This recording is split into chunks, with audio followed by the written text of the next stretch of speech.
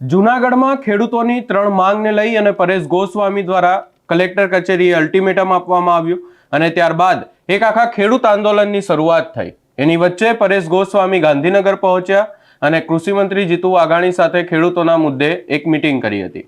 ત્યારબાદ અનેક એવી ચર્ચાઓ થઈ રહી છે કે પરેશ ગોસ્વામી ગાંધીનગર ગયા અને ત્યારબાદ સરકારનું પડીકું સ્વીકારી લીધું। એવા અનેક આક્ષેપોની વચ્ચે હવે એક કિસાન કમિટીની એક બેઠક મળી હતી અને આ બેઠક બાદ ચેલેન્જ આપવામાં આવી છે। શું ચેલેન્જ આપવામાં આવી છે, શું છે આખો મામલો, વિગતે ચર્ચા કરીશું। નમસ્કાર, હું છું ઉજ્જવલ અને આપ જોઈ રહ્યા છો નિર્ભય ન્યૂઝ। ખેડૂતોના મુદ્દાઓને લઈ અને પરેશ ગોસ્વામી ગાંધીનગરમાં કૃષિ મંત્રી જીતુ વાઘાણીને મળ્યા અને ત્યારબાદ પરેશ ગોસ્વામી અને ખેડૂતની એક વાતચીતનો એક ઓડિયો ક્લિપ પણ વાયરલ થયો અને પરેશ ગોસ્વામી ઉપર અનેક એવા આક્ષેપો કરવામાં આવી રહ્યા છે કે પરેશ ગોસ્વામી ગાંધીનગર જઈ અને પડીકું લઈ લીધું, 25 લાખ લઈ લીધા, સરકાર સાથે ક્યાંક ને ક્યાંક સમાધાન કર્યું, એવી વાતોને લઈ અને અનેક આક્ષેપો થઈ રહ્યા છે। ત્યારે હવે ખેડૂતોની માંગને લઈ પરેશ ગોસ્વામી ઉપર જે આક્ષેપો થઈ રહ્યા છે આ તમામ બાબતને લઈ અને એક કિસાન સમિતિની બેઠક મળી હતી। ત્યારબાદ કહેવામાં આવ્યું છે કે આ બેઠકમાં પરેશ ગોસ્વામીને લઈ અને જે આરોપો કરવામાં આવી રહ્યા છે એ વાતને લઈ અને હવે કમિટી દ્વારા એક ચેલેન્જ આપવામાં આવી છે। વધુમાં સમગ્ર બાબતને લઈ અને કિસાન કમિટી દ્વારા શું કહેવામાં આવ્યું, સૌપ્રથમ એ સાંભળી લઈએ। જય જવાન જય કિસાન।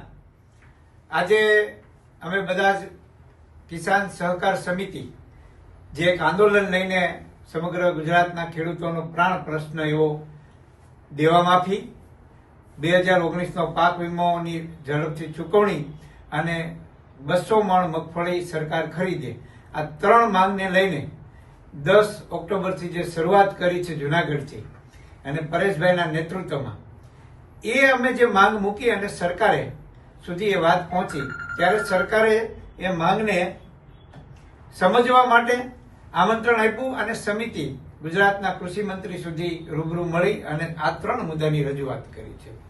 મિત્રો, ત્યાર પછી જેમને જાણકારી નહોતી અથવા તો અમારી જે સમિતિમાં ત્યાં હાજર નહોતા એવા લોકોએ સોશિયલ મીડિયામાં પોતાની વાતને મરોડી તરોડી અને મૂકી છે અને જે માંગ છે ખેડૂતોની જે છે એ વાતને ડાયવર્ટ કરવાનો પ્રયત્ન કોઈને કોઈ તત્વોએ કર્યો છે। એટલે આજે અમારે થોડાક ખુલાસા એની સામે કરવા છે। અમારી જે 3 માંગ છે એ સરકાર જ્યાં સુધી ન સ્વીકારે ત્યાં સુધી ખેડૂતો વતી અમારી કિસાન સહકાર સમિતિ એ લડત ચાલુ રાખશે। પણ પરેશભાઈ ઉપર જે આક્ષેપો થયા છે કે તમે ગાંધીનગર જઈ પડીકું લઈ લીધું, કોઈએ 25 લાખ રૂપિયા લઈ લીધા, એવા ખુલ્લેઆમ મેસેજો અને આક્ષેપો કર્યા છે। સોશિયલ મીડિયામાં આજે પોતાની વાત રજૂ કરવાનો સ્વતંત્ર અધિકાર છે, પણ એનો અર્થ એવો નથી કે જ્યાં સુધી તમારી પાસે પુરાવા ન હોય, કોઈ પણ પ્રકારના એવિડન્સ ન હોય અને તમે ગમે એવા ગપગોળા ચલાવો એ બિલકુલ વાજિબ છે। એટલે આજે અમારે ખુલાસો એ કરવો છે, પરેશભાઈ ગોસ્વામીએ જો કોઈની પાસે પુરાવા એવા હોય કે એમણે સરકાર પાસેથી પૈસા લઈ લીધા છે, પડીકું લઈ લીધું છે, 25 લાખ લઈ લીધા છે, આવી જે વાતનો એક પણ પુરાવો તમારી પાસે હોય તો અમારી સહકાર સમિતિ જે છે આ કિસાનો માટેનું જે આંદોલનની લડત વળે એ સમિતિ વતી હું આપને આહવાન કરું છું, અમારી સમિતિનો સંપર્ક કરો અને પુરાવા લઈને આવો। હું ડંકાની ચોટ ઉપર કહું છું સમિતિ વતી બધાને કે પરેશ ગોસ્વામીએ ક્યાંય પણ જો પૈસાની લાલચમાં આવી અને કોઈ કામ કર્યું હોય છે અથવા તો પૈસા ક્યાંયથી લીધા હશે તો જૂનાગઢની બજારમાં એને ટકો કરી અને ગધેડા ઉપર ફેરવવાની અમારી સમિતિએ આજે નિર્ણય લીધો છે। પણ એ પહેલા આપને પણ કહી દઉં છું કે વાહિયાત વાતો કરતા પહેલા પુરાવા સાથે રજૂ કરજો। ગાંધીનગર ગયા છે તો સરકારના મંત્રી સાથે બેઠા છે, 1 by 1 વાત થઈ છે, 3 મુદ્દાની મુખ્ય માંગણી હતી, એ અન્ય જે ખેડૂતોએ પોતાની વાત પણ ત્યાં રજૂ કરી છે।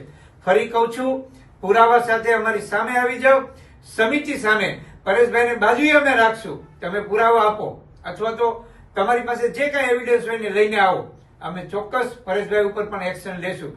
કોઈ ગદ્દારી કરી શકે એવું આ સમિતિ નહીં ચલાવે ને નહીં ચલાવે। ધન્યવાદ।